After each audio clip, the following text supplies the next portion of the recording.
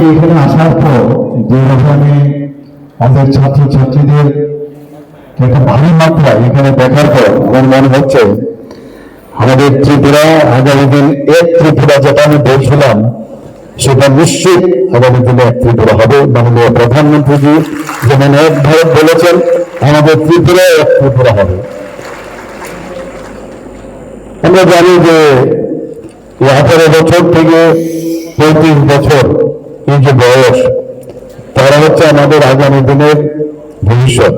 মাননীয় প্রধানমন্ত্রীজি এই যে 65% আমাদের পপুলেশন ভারতবর্ষের, তার উপর ভিত্তি করে উনি যা চিন্তা করছেন আগামী ভবিষ্যতের জন্য, দেশের সুরক্ষার প্রশ্নই হোক, আর্থসামাজিক উন্নয়নের কথা হোক, ইনফ্রাস্ট্রাকচারই হোক, সব বিষয় কিন্তু এই যে 18 থেকে 35 বছরের যারা যুবক যুবতী তাদের কথা চিন্তা করে আজকে কিন্তু সব প্রকল্প, যে স্বপ্ন উনি দেখছেন, আমরাও কিন্তু ত্রিপুরাজ্যে আজকে এইসব যুবক যুবতীরা, বিশেষ করে আমাদের মাননীয় প্রধানমন্ত্রীজি বলছেন যে সবকা সাথ সবকা বিকাশ, বিশ্বসাতার প্রয়াস, আজকে তার পূর্ণ যে একটা ঝলক আমি আজকে এই হলের মধ্যে রবীন্দ্র শতবার্ষিকী ভবনে আমি দেখতে পাচ্ছি।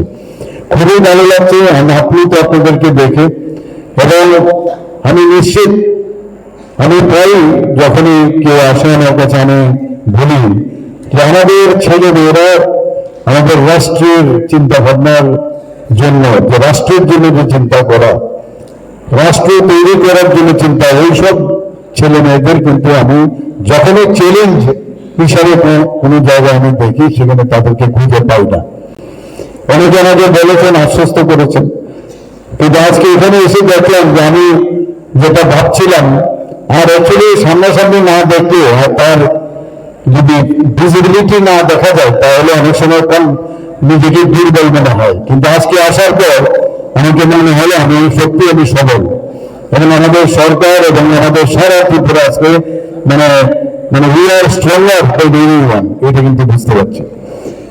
এখানে আজকে এই যে আমাদের ছাত্ররা এখানে উপস্থিত রয়েছেন অখিল ভারতীয় বিদ্যার্থী পরিষদে, তাদের আমি আমার ব্যক্তিগত যে চিন্তা ভাবনা বা ব্যক্তিগতভাবে যে আমার অভিজ্ঞতা আমি দেখেছি, যে সমস্ত যে কলেজগুলোতে আছে ত্রিপুরাজ্যের, এই কলেজগুলোর মধ্যে কিন্তু আপনাদের যে উপস্থিতির জানেন আরো স্ট্রং হওয়া প্রয়োজন।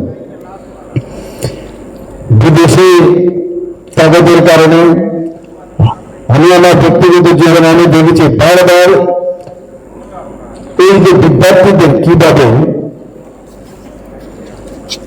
বিভিন্ন ভাবে তাদেরকে পরিচালনা করা যায়, বারবার কিন্তু সেটা আসছে। 70 দশকের কথা যদি আমি বলি, তৎকালীন সময়ে কমিউনিস্টদের সময় আমরা দেখতাম কখন যে স্কুল কলেজগুলিতে বিনা পড়ে আমরা দেখতাম, সেগুলো কি বলতো স্টুডেন্টদের, যে lead the schools and colleges and big revolution, এই ধরনের কথা আমরা শুনতাম।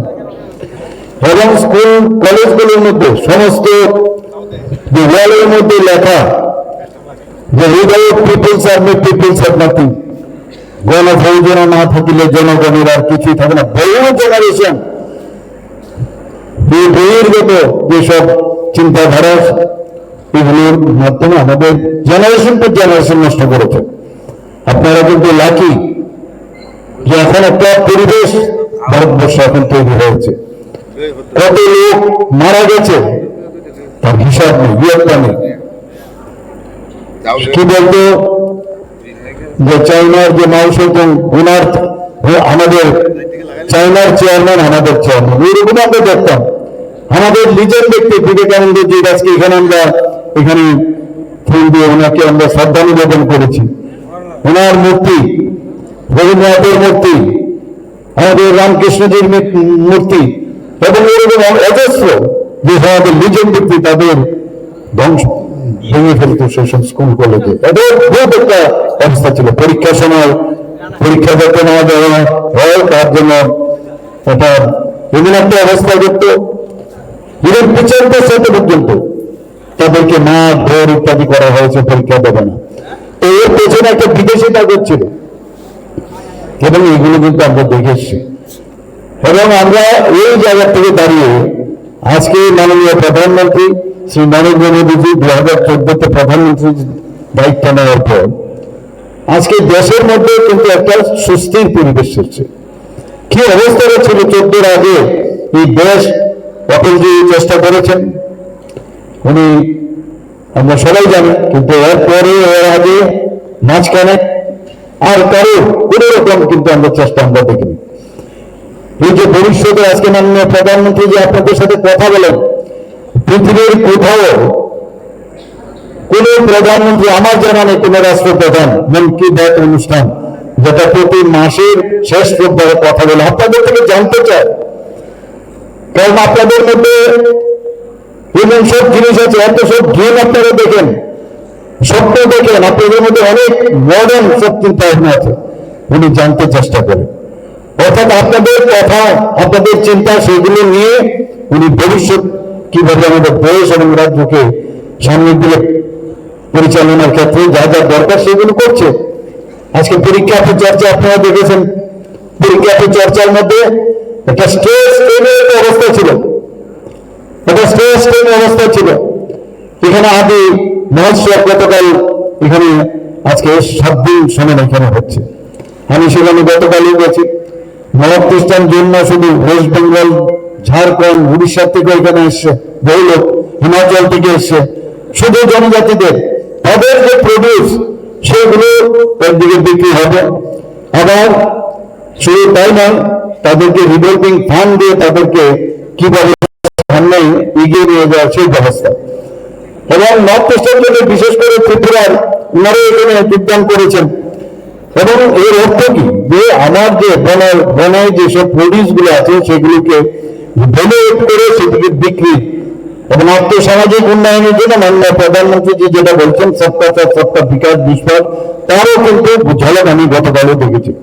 আমি যখন স্টেজ থেকে নামলাম, এখানে সাংবাদিক বন্ধুরা আছেন, আমাকে ওনারা বলছিলেন যে পরীক্ষা চলছে, এই অবস্থার মধ্যে এই ধরনের একটা প্রোগ্রাম করেছেন। আমি কি বললাম, আমি আর কিছুদিন আগে মাননীয় প্রধানমন্ত্রী যে পরীক্ষা পে চর্চা কি বলেছেন, পরীক্ষার জন্য এত স্ট্রেস কেন, এত স্ট্রেস কেন থাকবে, এই যে প্রেশার রিলিজ করার জন্য তো উনি বলেছেন।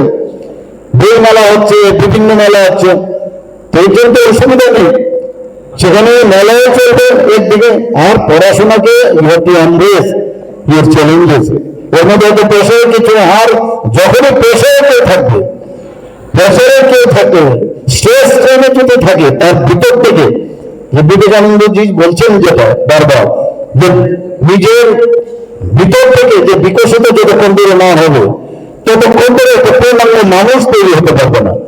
তো সেই জায়গায় দাঁড়িয়ে আজকে আমরা পরীক্ষা সমস্ত ঘরের ভিতরে একটা মানে মনে হয় যুদ্ধ হয়ে গেছে, মা বাবা সব মিলে খালি পরীক্ষা, বাজার হাট বন্ধ, অদ্ভুত অবস্থা। সেই জায়গায় সেটা একটা দেখুন, আমরা দেখলাম মাননীয় প্রধানমন্ত্রীজি এই জেনারেশনকে প্রেশার রিলিজ কিভাবে করতে হয়, প্রেশার থেকে বেরিয়ে, এবং প্রেশারে থাকলে তার ভিতরের যে গুণগুলো আছে সেটা প্রকাশ পায় না। এখানে